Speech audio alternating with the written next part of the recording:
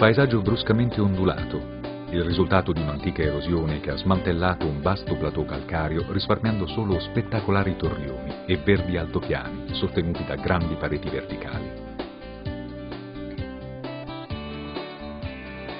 I Tacchi e i Tonneri, Perdaliana, il Passo di San Giorgio. I protagonisti del paesaggio di questa parte del territorio ogliastrino.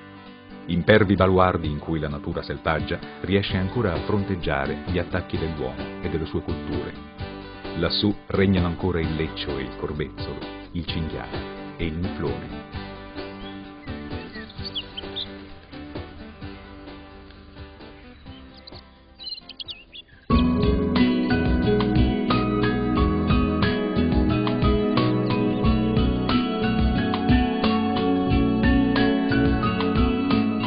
La rete di sentieri allestita dall'Ente Foreste, in questa parte dell'Ogliastra, si snoda nei territori dei comuni di Osini, Seuli e Ulassai, consentendoci di venire a contatto con la sua eccezionale varietà paesaggistica e naturalistica, con la sua gente, la sua arte, la sua storia.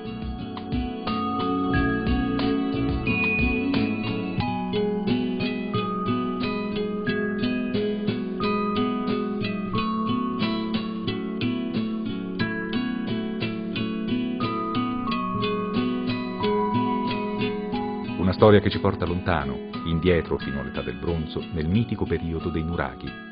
Sono infatti numerose le tracce lasciate dagli antichi abitanti di queste terre.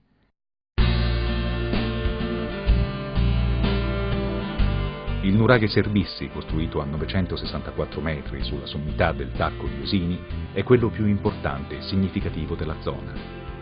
La costruzione domina il territorio circostante. È costituito da una torre centrale e da 3 torri secondarie, tutte unite da una cinta muraria. Intorno le tracce delle 8 capanne che componevano il piccolo villaggio. Lungo il sentiero 521, detto il Sentiero dei Nuraghi, è possibile visitare anche un altro interessante complesso, quello del Nuraghe Urceni. Una struttura a monotorre, associata ad un piccolo villaggio cinto da un muro lungo 80 metri e alto fino a 5. Al suo interno trovavano spazio, oltre alla torre principale, 7 ambienti distinti che avevano probabilmente funzioni diverse.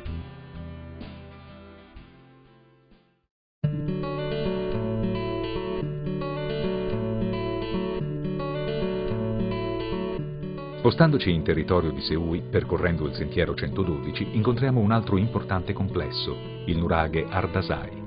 Un nuraghe monotorre costruito sfruttando in parte le rocce sottostanti, con alcune torri secondarie e con vicino un piccolo villaggio. Si narra che intorno agli anni 70 un vecchio di Seui abitò per anni nella sua torre principale.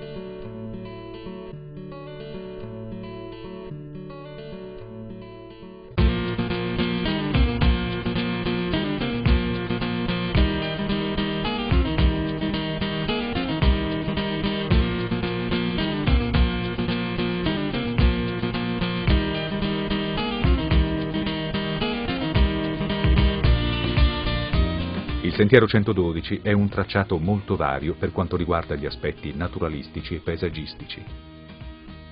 Partendo dal centro servizi della foresta demaniale di Montarbu, ricalca nel suo tratto iniziale il vecchio e bellissimo sentiero Ermolinus, lungo l'omonimo torrente. Il rio è disseminato di cascatelle e polle d'acqua, abitate da piccole trote.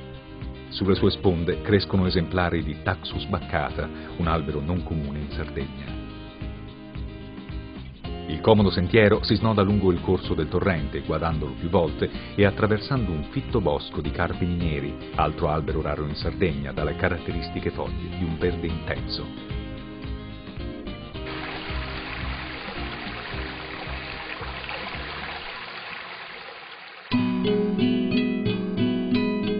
Più avanti nel sentiero incontriamo un vero e proprio monumento naturale. Si tratta del Grande Leccio Silligi e Canali. La sua circonferenza misura circa 6 metri e i suoi rami raggiungono i 18 metri d'altezza.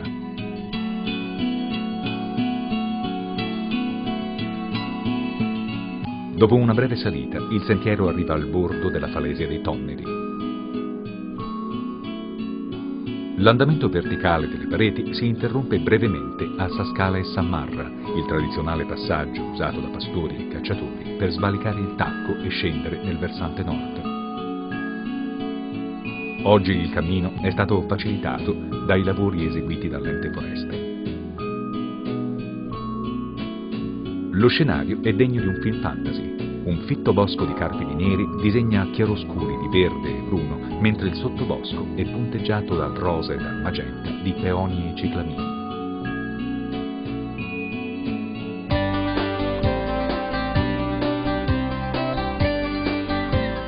Il sentiero 503, partendo dal paese di Ulassai, attraversa il Tacco passando dentro la forra di Sattappara, con i suoi stretti passaggi tra grandi blocchi di crollo ai piedi della falesia e le sue alte pareti verticali segnate da lesioni e spaccature.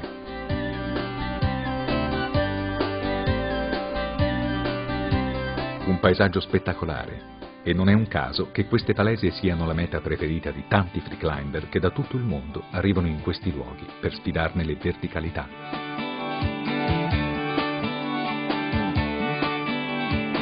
La conformazione dei tacchi, con le loro pareti e i loro bordi netti, offre numerosi punti panoramici di grande effetto.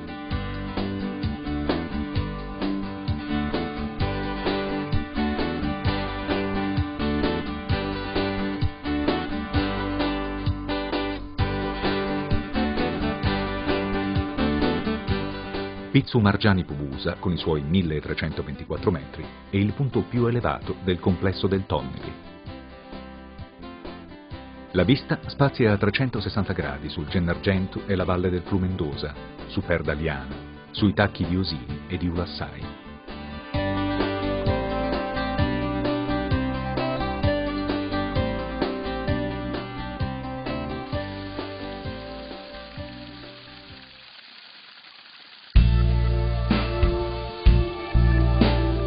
L'Ente Foreste ha allestito lungo i percorsi numerose sorgenti e aree attrezzate che consentono agli escursionisti una piacevole sosta. Nell'area di Baulassa sono stati ricostruiti 2 pinnettos, le tradizionali abitazioni dei pastori, che probabilmente derivano dalle antiche capanne nuragiche.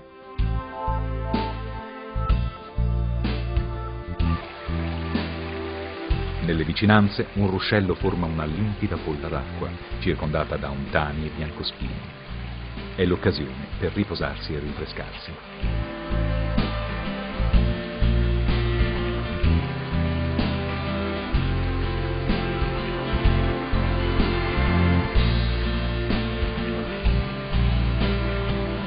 Più a valle il torrente precipita dalla falesia formando la cascata di Santa Barbara, che in occasione delle piogge per pochi giorni può raggiungere una portata considerevole.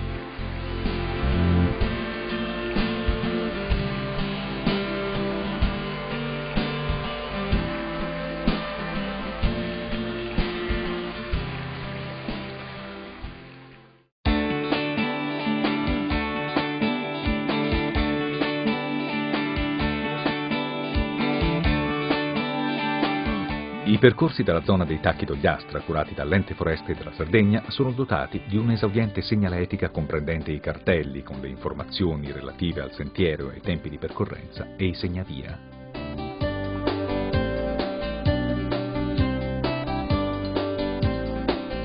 La mappa della rete dei sentieri, così come altre informazioni, è disponibile presso il sito dell'Ente Foreste della Sardegna e presso le sue sedi.